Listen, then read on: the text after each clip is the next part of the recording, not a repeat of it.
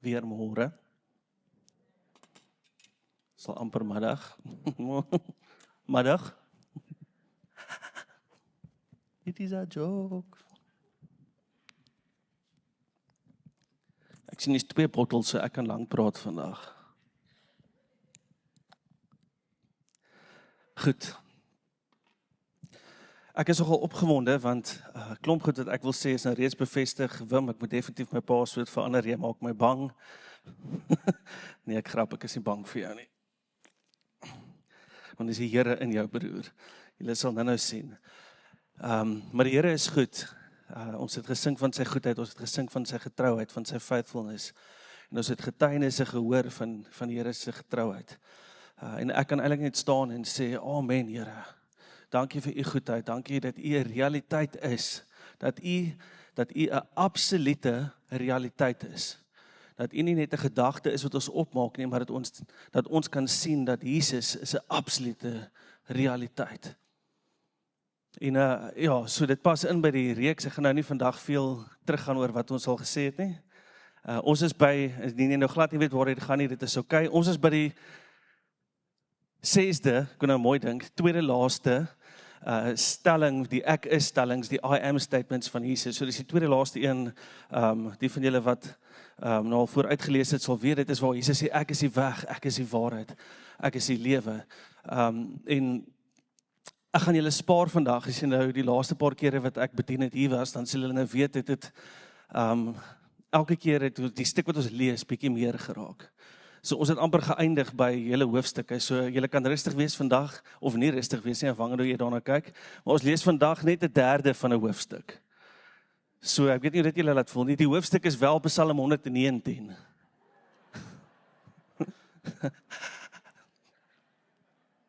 Nog 'n grappie. Nee, dit is nie Psalm 119 nie. Ons lees Johannes 14 en as ek nou reg onthou het hy so 30 verse en ons lees 11 van hulle. Maar soos gewoonlik wil ek net 'n bietjie agtergrond gee, Waldie hou van konteks. En dit is belangrik dat ons lees binne konteks dit wat besig is om aan te gaan. En waar ons nou inval in hierdie stuk in Johannes 14 is eintlik deel van die slim mense noem 'n klomp verskillende goed afhangende wat se slim mens jy vra.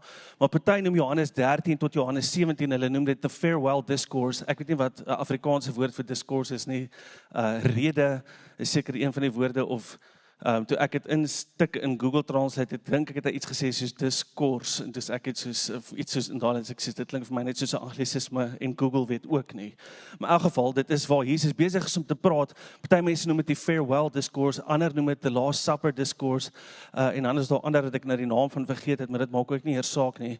Dit is waar Jesus, en wat in hierdie verse gebeur, dit is waar Jesus die dag voordat hy gekruisig word, saam met sy disippels sit, oor die upper room discourse is die ander een, want hulle sit in 'n vertrek. So dit is die ander een wat party mense dit noem. So dit is hierdie hoofstuk waar daar geweldig baie gebeur in 'n geweldige kort tyd. Nou as mens net begin lees by Johannes 14 vers 1, dan wonder jy, wat het nou gebeur? Want dit is nogal met 'n bang wat vers 1 begin, maar net voor dit is daar klomp goed wat gebeur in hoofstuk 13, sien ons Jesus was sy disippels se voete, en ons sien die bekende the last supper, waar Jesus saam met die disippels eet, en saam met daai maaltyd is hy besig om hulle te sê, hoorie, een van julle hierso gaan my verraai, en dan raak dit baie duidelik wie dit is, en hy verskoon homself. En dan in dieselfde asem Petrus, net soos wat Petrus kan spring op en wil klomp goed sê, en Jesus sê toe vir hom, voor die haan kraai, sal jy my 3 maal verloon. En dan verder sê Jesus vir hulle, ek gaan weg, en julle kan nog nie saam met my kom nie. In a matter of 'n paar ure seker, as ek moet raai, is die disippels, ek het amper toe ek hierdie dingetjies in Heerskrif het gesê, hulle voete is onder die mat uitgeruk. Toe dink ek soos hulle voete is pretty much onder die mat uitgeruk, maar die mat is ook onder hulle voete uitgeruk. Want hier sit ons, en ek kan net imagine wat die disippels gedink het, want ek weet nie hoe jy voel as daar iemand in jou midde is wat 'n verraaier is nie, maar dit skok mense as daar iemand is wat verraai. Ek dink nie hulle het op daai oomblik besef hoe diep die verraai is wat daar gebeur het nie. Verder hoor Petrus dat hy vir Jesus, vir wie hy lief was, 3 keer gaan verloon. Verder hoor hulle, en onthou nou die disippels het gedink, Jesus kom om 'n koninkryk te bevestig, en in hulle koppe dink hulle heel waarskynlik nog, hy gaan die Romeinse heerskappy omvergooi, en hy gaan kom heers, en al die planne wat hulle in hulle kop het, en die volgende oomblik hoor hulle Jesus wat sê, ek is op pad, en jy kan nog nie saamkom nie. Ek weet nie hoe jy sou voel nie, maar ek kan myself in daai situasie sit en dink, hierdie is nie cool nie. En dit is 'n understatement.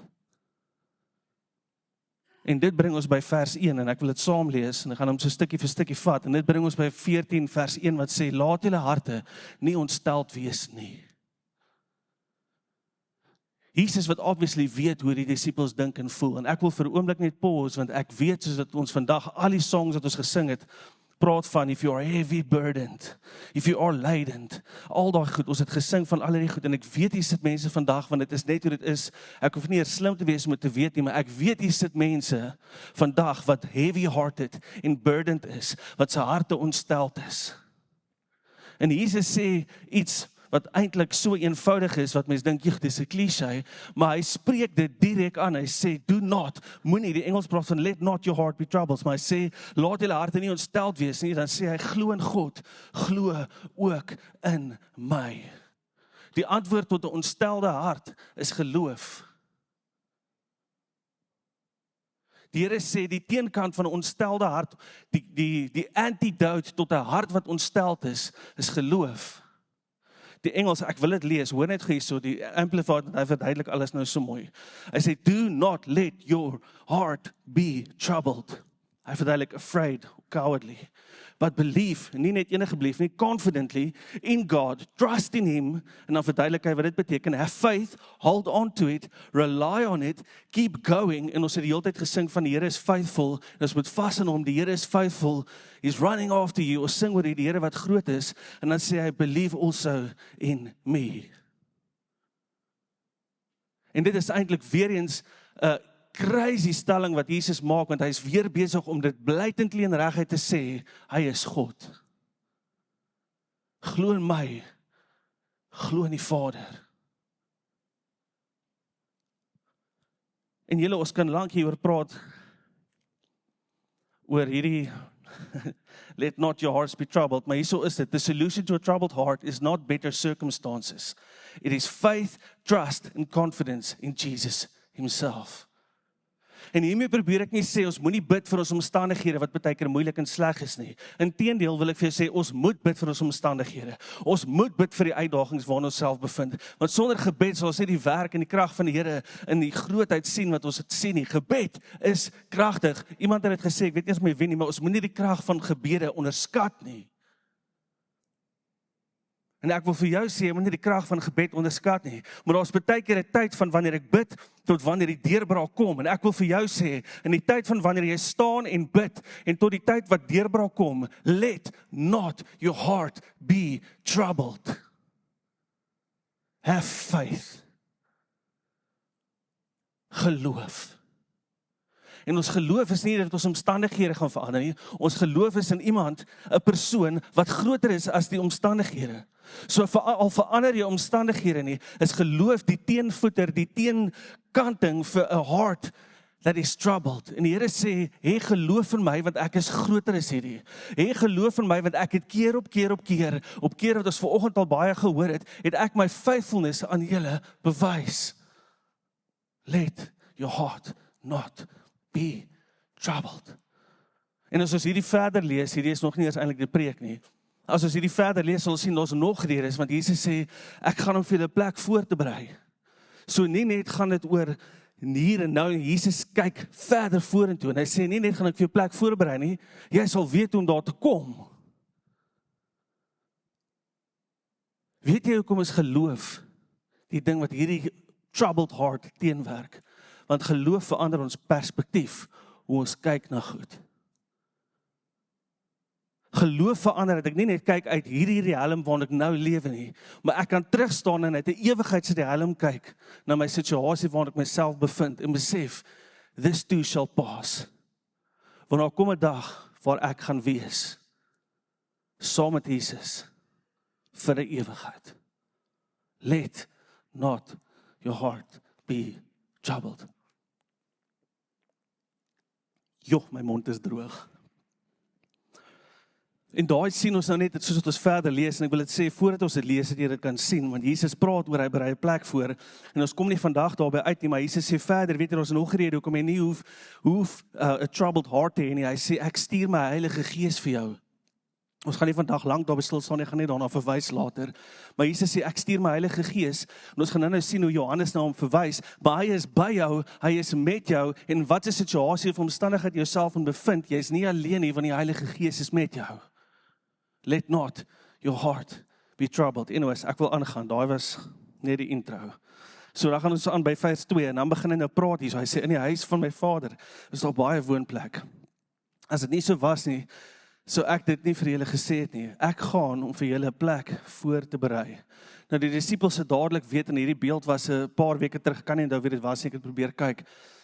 Dalk is dit al maande terug, maar het iemand ook gepraat oor die beeld van die Joodse kultuur se huwelik.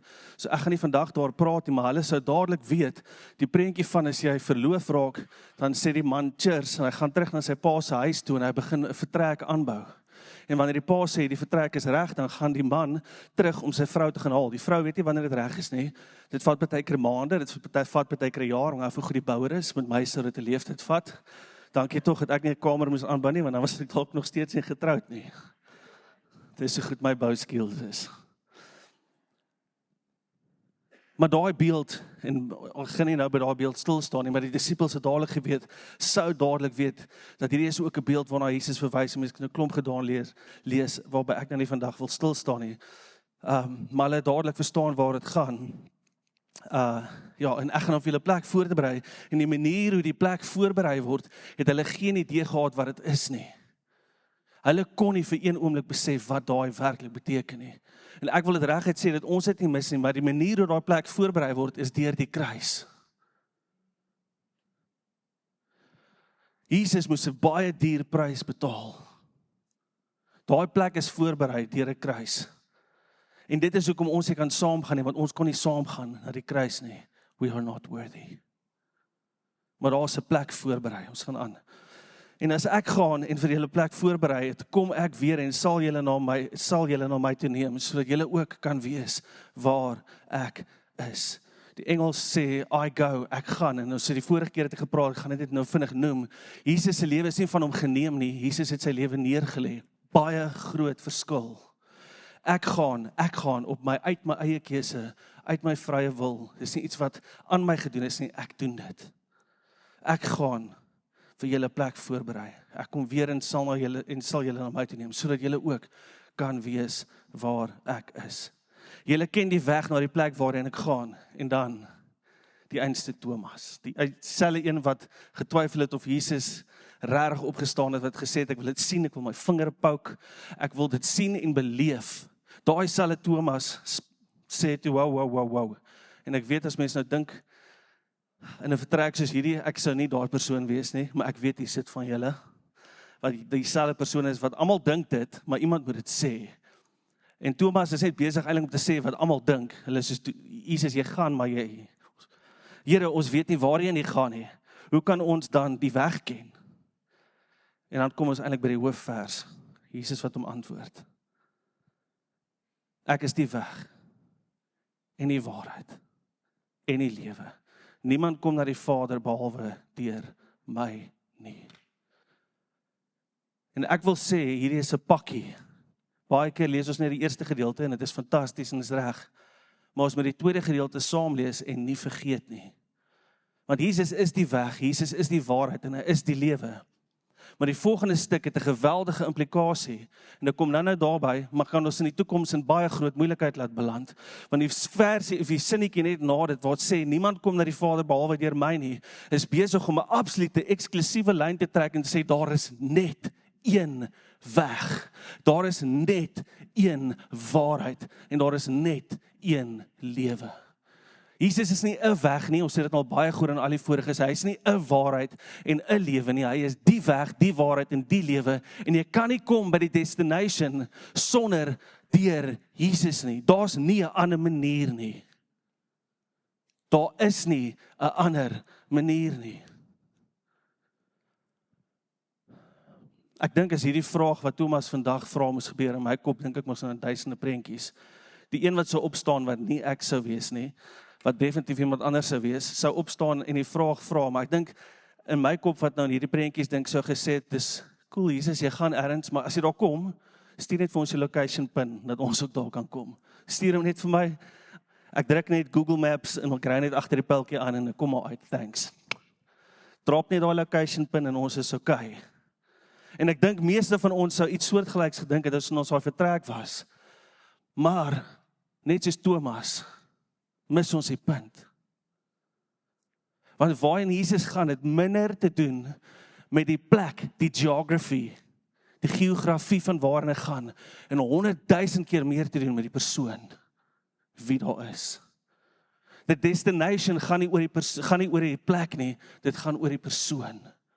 En ons sien dit duidelik soos wat ons hier verder lees, en ek gaan nou net terugkom by hierdie, so ek gaan so lank verder lees, want vers 7 sê, as julle, en weer eens hy is besig om die vraag te antwoord, hy sê, as julle my leer ken het, dadelik, hy praat oor, Thomas dink nog ons praat hier oor 'n plek, en Jesus verander dadelik het en maak dit verhouding. Het gaan nie net oor die plek nie, dit gaan oor die persoon wat by die plek is. Ons het daai bekende sê ding, home is where the heart is, dis presies dit. 'n Ware huis gaan oor die mense en oor die verhoudings. Dit gaan nie oor waar dit is nie. As my vrou en my kinders by my is, dan voel ek die huis is met my, maak nie saak waar ek is nie. Dit gaan oor verhouding. As julle my leer ken het, sal julle ook my Vader ken. En van nou af ken julle hom, en het hom reeds gesien. En dan is daar nog een, want daar is altyd meer as een persoon wat hou van praat. Filippus sê toe vir hom, Here, wys ons die Vader, en dit is vir ons genoeg. En dit laat my dadelik dink aan die Moses ook gesê, Lord, show me your glory. Ek gaan eers dit vandag lees nie. Vers 9, Jesus antwoord hom, hy sê, ek sal so lang tyd by julle, en het jy my nie leer ken nie, Filippus. Wie my gesien het, het die Vader gesien. Waarom sê hy dan, wys ons die Vader? Hy bevestig weer, hy en die Vader is een, en hy gaan aan, hy sê, glo jy dan nie dat ek in die Vader is, en die Vader in my nie. Hierdie is dieselfde taal, ek hardloop nou somme weke vooruit, maar hierdie is, bring ons eintlik by die laaste stelling, I am the vine, wat Jesus sê, julle moet in my bly, en ek in julle, hier is Jesus besig om te sê, ek en my verhouding met die Vader, demonstreer reeds vir julle, hoe julle verhouding met my moet wees. Glo jy dan nie, dat ek in die Vader is, en die Vader in my nie. Die woorde wat ek vir julle gesê het, sê ek nie uit myself nie, maar dit is die Vader wat in my bly, en sy werke doen. Glo my dat ek in die Vader, en die Vader in my is. Of glo dan op grond van die werke self. Hy sê dit nie glo op grond van wie en wat ek sê ek is, en glo dit dan op grond van die werke, wat gedoen is. Jesus is die weg, Jesus is die waarheid. Jesus is die lewe. En daar is 3 dinge baie obvious. Ek wil infokus en inzoom op die een, so julle kan rustig wees. Want ons het oor 2 van hulle eintlik redelik al baie gesê, en ek gaan nie vandag daarby te lank stil staan nie, maar Jesus antwoord vir Thomas, en hy sê, ek is die weg, ek is die waarheid, ek is die lewe, niemand kom na die Vader, behalwe deur my nie. Die eerste ene is, Jesus is die weg. En ons het eintlik al redelik oor hom gepraat, binne die konteks van, ek dink dit is die derde een, ek kan nou nie eens onthou nie. Die derde stelling wat sê, ek is die deur. Kom eintlik baie neer op dieselfde. Jesus wat sê, in daai beeld, ons het gepraat van, daar's skaapkraal, en daar's nie 'n deur in die kraal wat oop en toe gaan nie, die skaapwagter is self die deur, die skaapwagter bepaal wie in en uit gaan.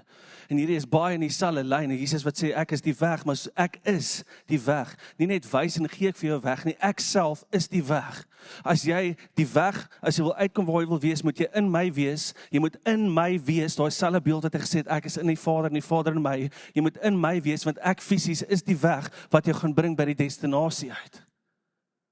Wat ironies ook hy is. Die ultimate destination is om te wees saam met Jesus in sy teenwoordigheid. Ek is die weg. As jy gaan op jou weg, is jou pad na 'n destinasie. Mense is nie anders dan op 'n weg nie.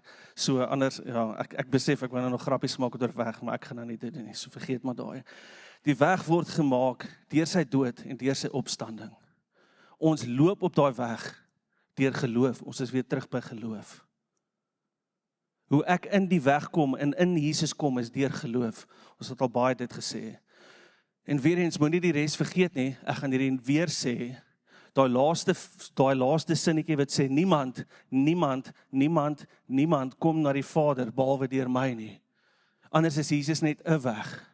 En ons samelewing wil die hele tyd vir ons sê, all roads lead to God. Dit is absolute, blaatante gemors. All roads does not lead to God. Daar's net een weg. All roads does not lead to God. Daar's net een weg. Daar's net een Jesus. Daar's net een persoon wat die prys betaal het. Interessant genoeg, en dan gaan ek aanbeweeg, en ja, in Handelinge lees ons, die eerste Christene was verwys na the followers of the way. Hulle was volgelinge van die weg. Dit is hoe daar verwys is na Christen in die eerste tyd. En my vraag eintlik aan jou is sommer net eenvoudig, is jy 'n volgeling van die weg? Of is jy 'n buitestander wat net kyk hoe ander mense loop? Jesus is die weg. Julle, as ons hierdie lees, en julle sal nou sien, ek het hierdie al 'n paar keer gelees. Die gaan ons weer, nee, dis nie Romeine 12 nie, hy het nie vandag ingepas nie, ons sal hom volgende week weer lees. Nog 'n grappie. Nee, maar Hebreërs 10 vers 19 tot 22, hoor net gou hierso, want dit gaan ook oor die weg. Broers, ons het dus vrymoedigheid deur die bloed van Jesus om in te gaan na die heiligdom, by Jesus in sy teenwoordigheid, langs 'n nuwe en lewende weg, wat hy vir ons geopen het, deur die voorhangsel heen, dit is deur sy liggaam. En ons het 'n groot priester oor die huis van God, weer eens die beeld van 'n huis. En dan gaan hy aan, laat ons daarom ingaan met opregte hart, not with a troubled heart. Maar ons het geloof en ons het die Heilige Gees by ons en ons kan met vrymoedigheid ingaan, not with a troubled heart, maar met 'n opregte hart, in volle geloofsekerheid. Onthou, Jesus het gesê dit is deur geloof wat ons harte nie troubled is nie. Kan julle die link sien? Ons het hart en met ons harte besprinkel vry van 'n slegte gewete en ons liggame gewas met skoon water. Amen. Die tweede een is die waarheid en ek gaan nou meer sê oor hom, maar weer eens, dit is nie 'n waarheid nie, Jesus is die waarheid. En ek gaan langer stil staan, maar Jesus is die weg wat ons lei in waarheid en na die waarheid wat hy self is. En dit maak dat ons kan sê, hy is ook die lewe. En ons het al 3 keer hieroor gepraat, so ek gaan regtig nie vandag veel oor hierdie ene sê nie. En ek wil ook nie vir Zoe weer op die spot sit nie. Ek gaan eers kyk of sy hier is nie. Ek wil nie weet of sy hier is nie, maar laas keer het ek vir Zoe op die spot gesit, want hierdie lewe is 'n Zoe lewe. Dit is nie lewe die bios soos ek is 'n biologiese mens en hierdie is 'n lewe in die gees en met die gees wat in en deur my lewe, 'n ewige lewe. Maar Jesus begin in die eerste een het hy gesê ek is die brood van die wat? Lewe. Dan het hy gesê, ek is die deur wat lei na wat? Lewe. Nie net enige lewe nie, lewe en dit in oorvloed. En dan die vorige keer het ek gepraat oor hy is die opstanding en die lewe. Daar moet dood wees voordat daar kan opstanding wees, voordat daar kan lewe wees. En is 'n daaglikse pad wat ek en jy moet loop om ons lewe neer te lê, sodat daar lewe kan wees. Is julle met my? En hierdie 3 elemente werk alles saam. Jesus is die weg wat ons lei in waarheid, want hy is die waarheid. En so het ons lewe wat vrug dra. Daar is 'n geweldige link met die Ou Testament, met dit wat gebeur het in die tuin van Eden. Met die sondeval sien ons daar was absolute verlorenheid, want Adam en Eva is uit die tuin van Eden uitgeskop, en hier kom Jesus en hy sê, ek is die weg. Jy is nie meer verlore nie. In die tuin van Eden het die vyand gekom, Satan het gekom en hy het hulle mislei, deceive, met leuns gekom, klomp nonsens gepraat en hulle van pad af gesit. Jesus sê, ek het gekom, ek is die waarheid, om alignment te bring, sodat jy nie meer hoef te lewe in die valsheid nie. Daar was dood as gevolg van sonde. En Jesus het gekom en gesê, ek het die dood oorwin. Nie gesê nie, hy het dit gedoen, sodat ons lewe kan hê. En dit alles, sodat daar 'n verhouding kan wees wat herstel word. Julle, ons weet hierdie goed. Psalm 16 vers 1, ek het dit 'n vorige keer ook, ek dink dit was al by toe gepraat het oor die deur. U wys my die pad van die lewe, oorvloedige vreugde in u teenwoordigheid. Lieflikhede in u regterhand vir altyd. Halleluja. Julle, ek wil stil staan by die waarheid net vir 1 oomblik, en ek wou nou eintlik hierdie geskiep het, maar ek gaan dit nou nie meer doen nie. Ek gaan dit vir julle wys. So die Grieks vir hierdie woord waarheid is truth, wat obviously die een is, maar reality, genuineness en unconcealment. So as jy slim mens wat sê, truth is that which has been brought out of hiddenness into the open. Not merely accurate information. Waarheid gaan nie net oor om die regte informasie te hê nie, but reality itself as opposed to appearance or illusion. Dit gaan oor die realiteit, absolute realiteit. En dan die Hebreëus wat baie interessant is, want ons het die hele tyd daar gesing vandag, is reliability and faithfulness. Faithful you are. All your promises, yes and amen. Your goodness is running after me. All my life you have been faithful. Ons sing daar, en dit is wat hierdie woord in die Hebreëse konteks vasvat. Ek wil net my notas kyk, het ek nou nie ietsie vir julle vergeet nie. So waarheid is een van die deurlopende temas wat in Johannes gevind word. En daarso is, ek dink hy verwys na dit 25 keer, so dit is nie net per toeval dat hierdie woord daar is nie, dit is een van die hooftemas, en net soos wat ons dus gepraat het oor die Good Shepherd, wil ek net gou hierdie noem, want weer eens, dit is belangrik om hierdie te hoor, net soos wat ek gesê het, in ons lewende samelewing wat sê, ag man, jy bepaal self wat is goed en wat sleg. God bepaal wat is goed, en God bepaal wat is sleg. Ek en jy bepaal nie dit nie. In dieselfde asem bepaal God wat is waarheid. En God bepaal wat is vals. Dis nie iets wat ek en jy kan bepaal nie. Dis net God wat kan bepaal wat is waarheid en wat is nie. En hy is waarheid. En dit is interessant met die Hebreëus, hoe naby trust en truth aan mekaar is. Maar in elk geval, ek wil net 'n paar verse lees en ek gaan vinnig hierdeur gaan, want ek wil by 'n punt uitkom. En die woord het vlees geword en sonder ons kom, die woord het vlees geword en onder ons kom woon. En ons het sy heerlikheid aanskou, 'n heerlikheid soos die van die unieke seun van die Vader, vol genade en waarheid. Ons sien in vers 17 in Johannes weer, ek gaan nou nie al hierdie vandag deurlees nie, maar ons sien weer die genade en die waarheid het deur Jesus Christus gekom. In Johannes 8, ek het al oor hierdie ene gepreek, so ek gaan nou ook nie vandag by hom vreeslik stil staan nie, maar toe het Jesus vir die Jode wat in hom geglo het gesê, as julle in my woord bly, weer daai beeld, is julle waarlik my disippels, en julle sal die waarheid ken, en die waarheid sal julle vry maak. Hierso is die ding van waarheid, baie keer dink ons dit is net, ek het nou gesê, informasie, en as ek genoeg van het, is ek slim, en ek sal weet wat reg is en wat verkeerd is, maar waarheid is nie bloot net informasie nie, waarheid bring transformasie. En as daar ware waarheid in my en jou lewe is, as ons in 'n verhouding staan met ware waarheid, met wie die persoon van waarheid is, Jesus Christus, dit is waar vryheid kom. Waarheid maak vry, want Jesus maak vry. Waarheid skyn 'n lig sodat sonde sigbaar word. Waarheid skyn 'n lig sodat jy nie meer vasgevang is in die leuns van die vyand nie. Waarheid bring alignment sodat ons loskom van die leuns van die vyand. Waarheid skyn 'n lig in ons lewe wat vir ons wys wie en wat ons ware identiteit is en dat dit net gevind kan word in waarheid wat Jesus is. Waarheid maak vry, omdat Jesus ons vry maak.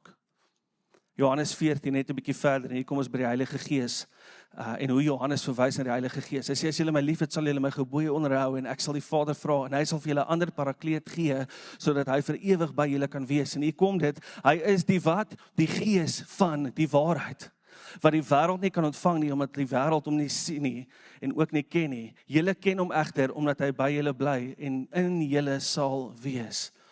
Ons lees weer selfs in Johannes 16 vers 13, maar wanneer hy kom, die Gees van die waarheid, so wanneer die Heilige Gees kom, hy sal julle in die volle waarheid lei, want hy sal nie uit homself praat nie, maar hy sal net sê wat hy hoor, en hy sal die toekomstige dinge aan julle bekend maak. Die Heilige Gees is die Gees van waarheid wat ons lei in alle waarheid. Ek gaan aangaan, ek wil by Johannes 18 net vir 'n oomblik stil staan. In hierdie hoofstuk is ons net klaar met Johannes 17, wat die diskors was waar ek nou gepraat het. En hierso is Jesus in die verhoor, net voor sy kruisiging, en hy is in 'n gesprek met Pilatus. Hoor net gou hierdie. Pilatus het toe weer 'n keer, die wat ook al daai is, Praetorium, binne gegaan, en Jesus geroep, en hom gevra, is u die koning van die Jode? Jesus antwoord, sê u dit uit u eie, of het ander mense dit oor my aan u vertel? Ek gaan nog 'n paar goedjies skiep wat ons by die punt uitkom. Jesus antwoord toe, is ek miskien 'n Jood? Pilatus antwoord toe, is ek miskien 'n Jood? Is dit u volk en leier priesters wat u aan my uitgelewer het? Wat het u gedoen? Jesus het geantwoord, my koningskap is nie van hierdie wêreld nie. So Jesus erken, hy is 'n koning, maar dis nie van hierdie wêreld nie. As my koningskap van die wêreld was, sou my dienaars geveg het sodat ek nie aan die Jode uitgelewer word nie. Maar nou is my koningskap nie van hierdie wêreld nie.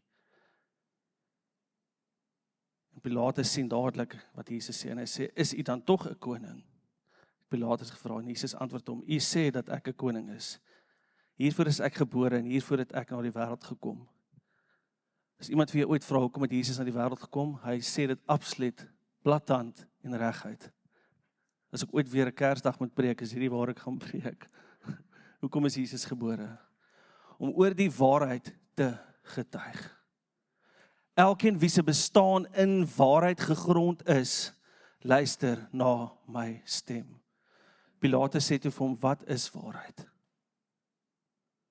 Nadat hy dit gesê het, het hy weer na die Jode uitgegaan en het vir hulle gesê, ek vind geen skuld in hom nie. En ons ken die res van die storie. Wat is waarheid?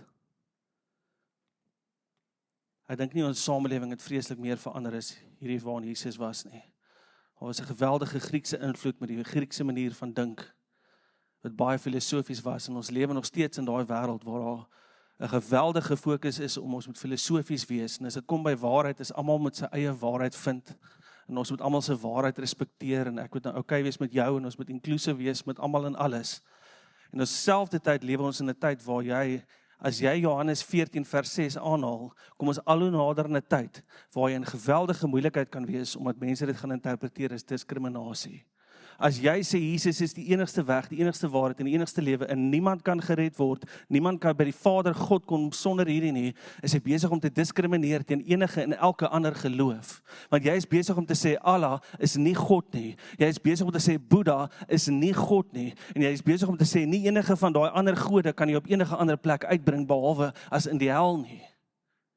Ons lewe in 'n tyd waar ons gaan moet vir onsself vra, wat is jou waarheid?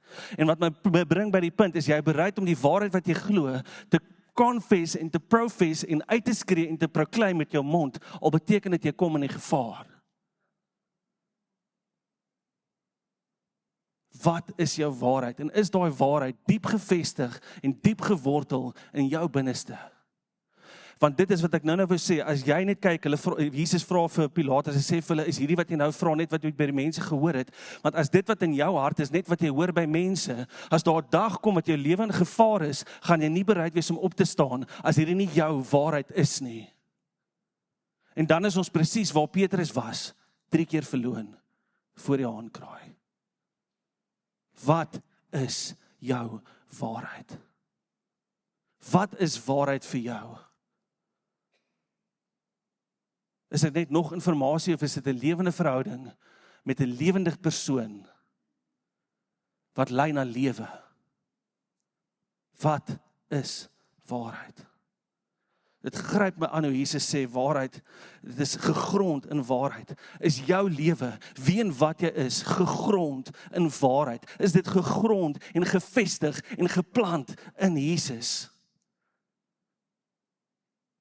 Is dit jou realiteit? For I am not ashamed of the gospel. Julle, hierdie moenie net nog 'n oulike versie wees nie. Ons kom al hoe nader in 'n tyd wat ons geloof getoets gaan word. En of jy regtig sal sê, I am not ashamed of the gospel. En hoekom is ons nie skaam nie? Because it is the power of God that brings salvation to who? To everyone who believes. Ek wil vir jou sê, hierdie gaan nou klink soos 'n massive contradiction, maar hoor my net gou. Christendom is die mees eksklusiewe ding wat daar moontlik kan wees. Menende eksklusief chosen, dit is soos absoluut net vir sekere mense, maar ek wil in dieselfde asem sê, dit is die mees inklusiefste ding, geloof wat daar is in hierdie wêreld. En wat ek daarmee bedoel is, dis die mees inklusiefste wat daar is, want every tribe, every tongue, and every nation will bow before the God, the God of heaven and earth. Elke taal, elke tribe, elke volk, elke persoon van elke nasie, tribe en tang, ek mos dit daai op, sal voor die Here wees in sy teenwoordigheid. Daar is nie meer iets inclusive as dit nie, maar wat dit geweldig exclusive maak, is daar's net een manier hoe jy daar kom, en dis deur Jesus. En hierdie vers bevestig presies dit, hy sê, everyone, nie net party nie, daar is redding vir elkeen wat glo. Elkeen wat glo, is daar redding. Daar's geen exclusion nie. Sekere gelowe moet jy net in hulle taal bid. In hierdie geloof wat ons het met ons verhouding met Jesus, jy kan bid in wat se taal jy bid. Jy kan aanhou Afrikaans praat. Jy kan Engels ook praat as jy wil. Jy kan ryk wees, jy kan arm wees, jy kan 'n slaaf wees, jy kan vry wees. Griek, Jood, maak nie saak wat dit is nie. Jesus sê, daar's plek vir jou, nie net plek vir jou nie, ek wil jou daar hê, maar ons net een manier. First to the Jew, then to the Gentile. Jy kry nie meer inklusief as dit nie, maar jy kry nie meer eksklusief as dit nie. Net deur Jesus. Van hierdie is nou waar ek nou wonder of jy my goed steel. Efesiërs 6. Ten slotte, en ek sal ook sommer sê ten slotte. Vind jou sterkte in die Here en in sy geweldige krag. Julle, ons kan nie uit ons eie bly staan nie. Trek die volle wapenrusting van God aan, ons ken hierdie, sodat julle staande kan bly teen die listighede van die duiwel. Ek giggel oor hierdie, want ek het mos een keer 'n nuusbrief geskryf en die verkeerd gespel. Ek het gesê die duiwel is lustig. Kry ek 'n klomp e-mails wat vir my sê, hy is heel waarskynlik dit ook. Maar dis seker nie wat jy bedoel het nie. Sukses. Amen, brother. So ek kan nie meer na daai woord kyk sonder om vir myself te giggel nie, maar sodat jy staande kan bly teen die listighede van die duiwel. Vir ons is die stryd immers nie teen vlees en bloed nie, maar teen die owerhede, teen die magte, teen die wêreldheersers van hierdie duisternis, teen die bose geeste in die hemelruim. Julle, ons is in 'n oorlog. Neem daarom die volle wapenrusting van God op. En wat is eerste? Sodat julle op die dag van onheil weerstand kan bied, nadat julle alles uitgevoer het, sodat julle nog staande kan bly. Staan dan vas. Hoe staan ons vas? Deur julle heupe te omgord met wat? Waarheid. Die heel eerste ding. En dit is vreemd dat hy eerste is, want die belt in daai tradisie hou die borsplaat vas en jy sit jou swaard in die ding, maar hierdie ding is eerste. Want sonder dit val alles anders uitmekaar. En ek wil vir jou sê, ek gaan nou sommer verder vorentoe skiet en dan gaan ek nou regtig afsluit. Die manier hoe ons werklik gefestig gaan bly in waarheid is om hierdie swaard wat in hierdie ding vas is, uit te pluk en die woord te ken en te lees en te weet wat in die woord staan. Julle, ons moet ophou scroll. Die tieners het gesê, stop scrolling and start praying, was op een van hulle kampe. Ek wil vir jou sê, stop scrolling and start reading your Bible. Moenie net scroll oor die ding nie. As jy 'n foon wil gebruik vir iets goeds, lees jou Bybel op die foon, of gooi die ding weg. Want daai ding gaan ons net in verduister bring.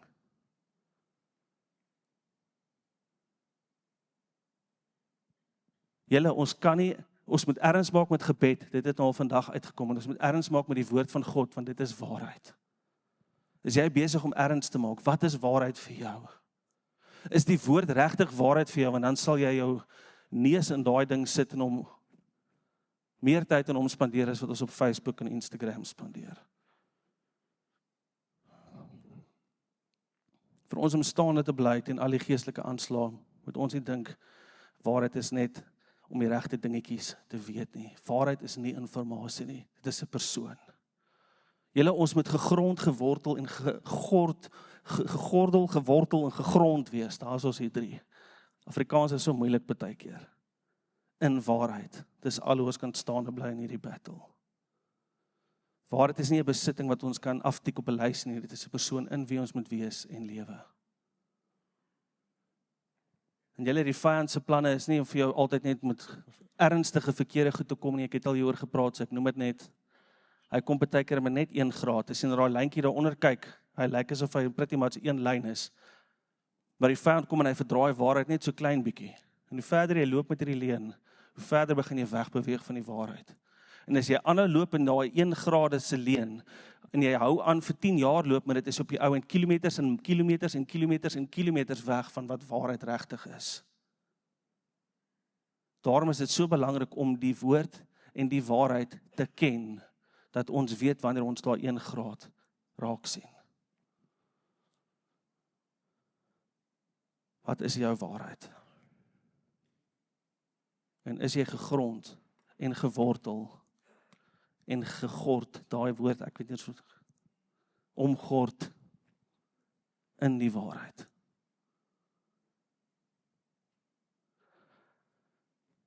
Here, dankie dat U waarheid is. Here, dankie dat U 'n absolute waarheid is.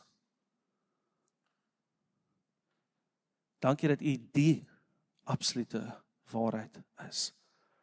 En Here, my gebed is, U woord sê, soos wat ons nader kom aan die eindtye, sal daar meer en meer plannetjies en dingetjies wees om mense afvallig te maak. En Here, ek kom bid, dat ons sal staan, dat ons gevestig en gegrond en gewortel en omgord sal wees met U wat waarheid is, sodat ons sal kan staan wanneer die aanslag van die vyand kom. Here, ek kom bid dat ons sal staan in die waarheid en dat ons deur geloof, ons harte shall not be troubled. Maar Here, dat U vir ons deur geloof, vir ons die vermoë sal gee om verder te sien is net hier en nou. Here, dat U vir ons die vermoë sal gee om verby dit te kyk, te staan op wie en wat U is, because You are faithful. You are who You say You are. Here, U het keer op keer deur die woord en keer op keer in my lewe vir my gewys dat U is presies wie U sê U is. You are faithful. U is waarheid. En Here, net vanoggend het ons al soveel getuienisse gehoor van U wat deurkom en U wat waarheid is en U wat faithful is. En Here, ons wil staan op U. Here, ons as gemeente wil staan op U en op niks en niemand anders nie, Here. Nie op enige mens nie, nie op enige persoon se lering of se gedagtes nie. Here, ons wil net gestaan en gevestig wees op U waarheid, U wat waarheid is. En Here, ek kom bid dat ons wortels in U sal ingroei, dat geen storm van die vyand naby ons sal kom nie. Here, soos wat ek weer deur die goed gaan, is hierdie eintlik so elementary, al die goed weet ons, maar Here, ek kom bid dat ons sal kan sit met U en die vraag kan antwoord, wat is waarheid vir my? Dat wanneer die dag kom en ons gaan moet opstaan en bereid wees om op te staan, Here, dat ons nie soos Petrus U sal verloon nie, maar Here, dat ons sal opstaan en sê, I am not ashamed of the gospel, for it is the power of salvation to all. First to the Jew, then to the Gentile. Here, dat ons sal opstaan, that we will not be ashamed. Want Here, toe dit saak maak, was U nie ashamed vir ons nie. U het al ons shame op U geneem, sodat ons lewe kan hê, en dit in oorvloed.